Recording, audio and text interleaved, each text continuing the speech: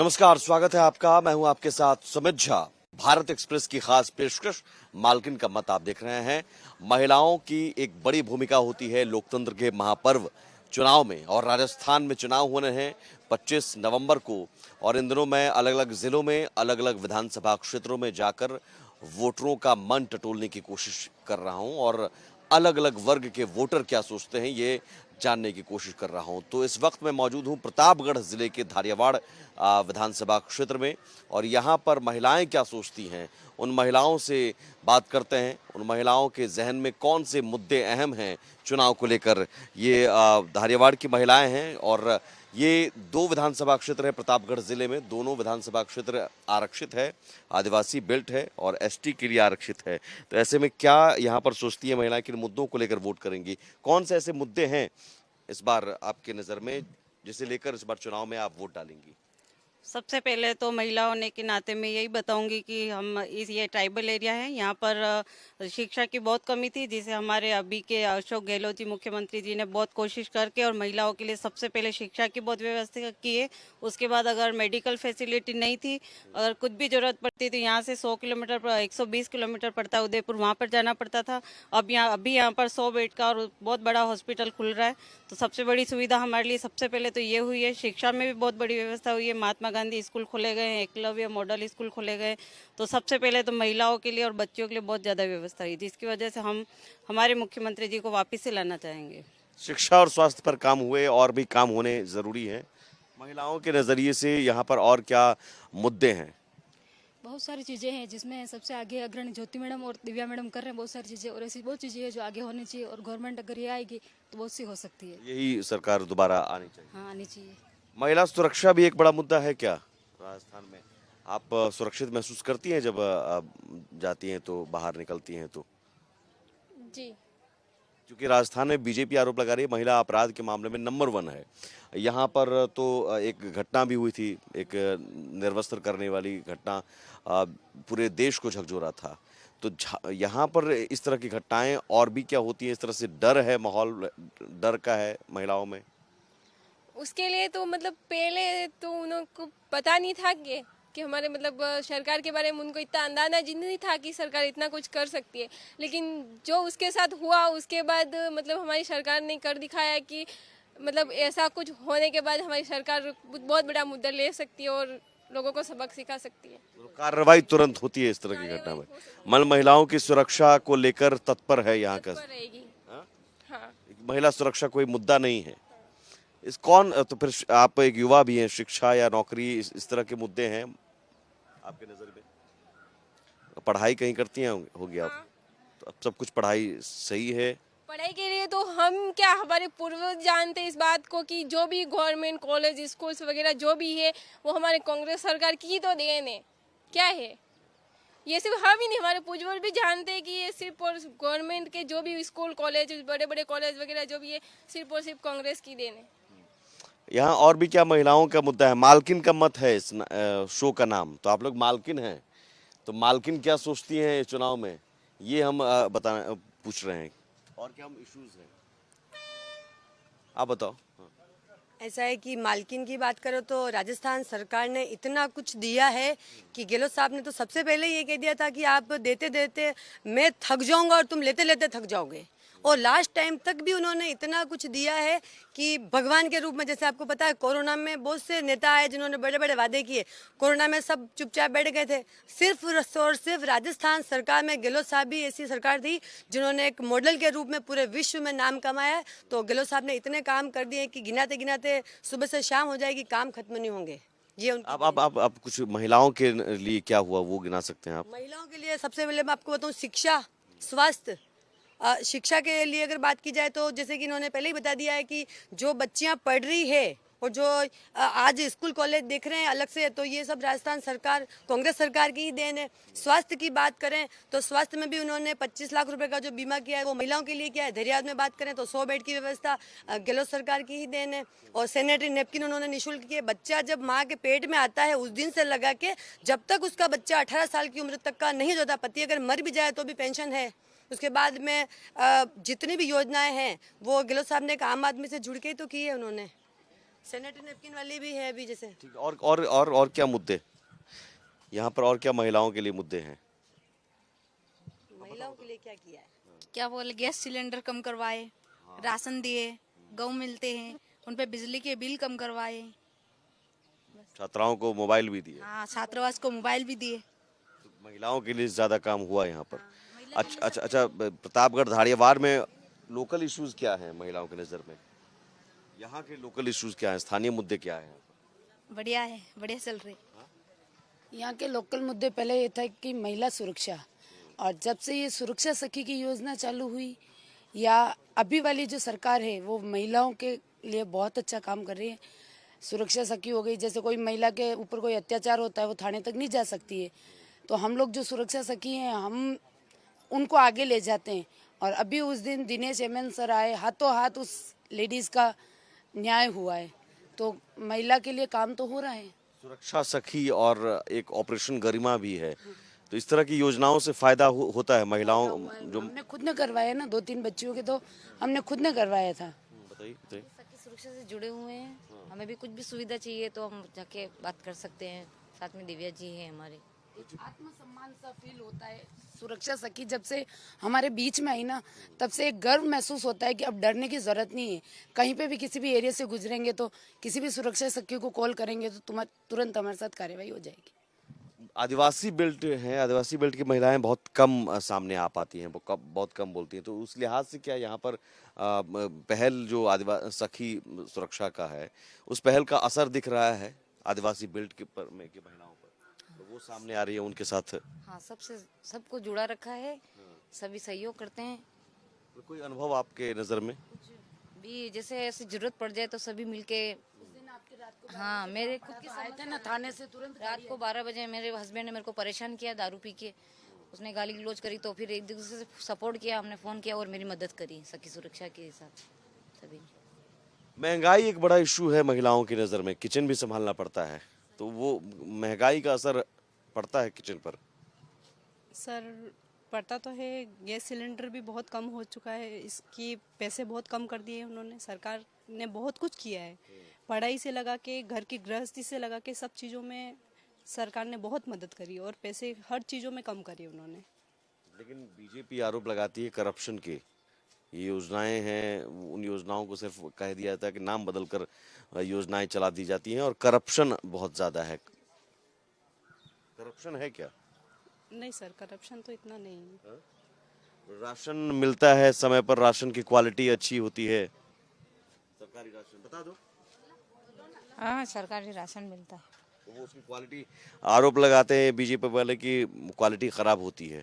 खराब होती है। नहीं, चीज़ें तो सब सही आती है सर, बिल्कुल कोई खराबी नहीं है, सब चीज़ों में सही। महीने महीने राशन मिलते हैं, देते हैं, खा रहे, सब दे रहे, सब अच्छा है।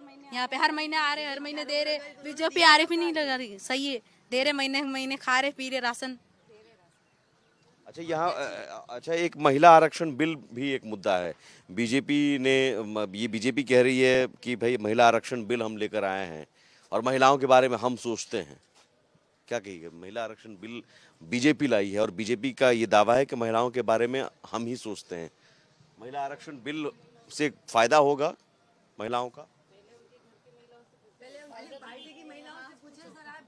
महिला आरक्षण से उनको फायदा होगा कि नहीं होगा, क्योंकि राजस्थान में जो मुख्यमंत्री थी, पूर्व मुख्यमंत्री वसुंधरा राजे, उनका जो हाल किया है वो पूरे देश ने देखा है। तो महिला आरक्षण पे अगर भारतीय जनता पार्टी वाले बात नहीं करे तो अच्छी बात होगी उनके लिए। नहीं, तो महिला आरक्षण से तो महिलाएं आगे आएंगी ना। तो महिलाओं को आगे लाने का काम तो कांग्रेस पार्टी ने पहले किया है और अब भी कर रही है।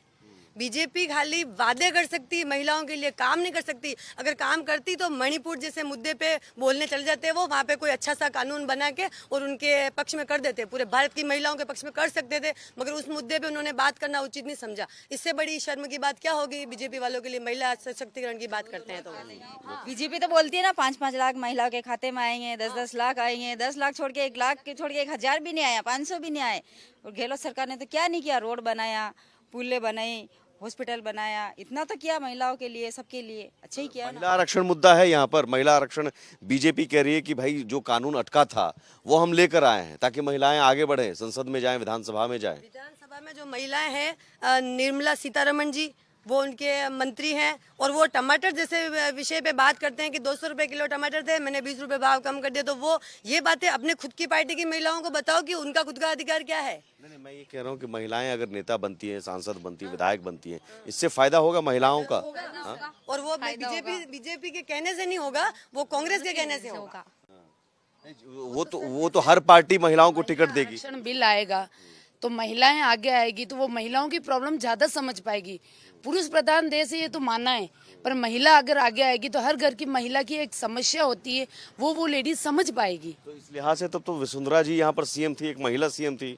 उन्होंने क्या किया महिलाओं के लिए? राज्य में तो महिलाएं और ज्यादा। किसी पार्टी के बारे में बात नहीं करूं, पर अगर वसुंधरा जी थी तब उन्होंने कितना काम किया महिलाओं के लिए? नहीं किया। उस समय भी महिलाओं के साथ जो अत्याचार हो रहे थे। और सुरक्षा सखी तो अभी की देन है, सुरक्षा सखी तो अभी कांग्रेस पार्टी आई है उसके बाद की देन है।